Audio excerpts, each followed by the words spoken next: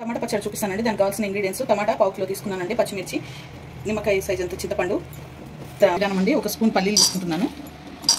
ఇవి బాగా వేయించుకోవాలి. పెద్దని ఇలా వేయించుకోవాలి. పల్లీలు స్పూన్ నువ్వులు కూడా వేసుకోవాలి. ఒక స్పూన్ జీలకర్ర కాయలు వేయించుకోవాలండి.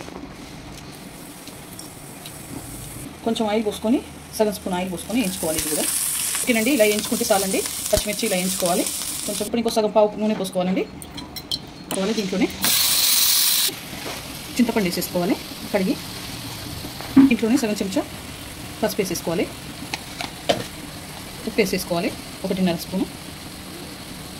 ఇవి వెల్లుల్లి వేసుకున్నానండి. ఇది మిక్సీ పట్టుకోవాలి మెత్తగా. ఇది అంటే ఇలా మెత్తగా పట్టుకోవాలి. పేస్ట్ లాగా పట్టుకోవాలి. ఇది టమాటా పచ్చడి. ఇప్పుడు బగారా వేసుకోవాలి. తినండి.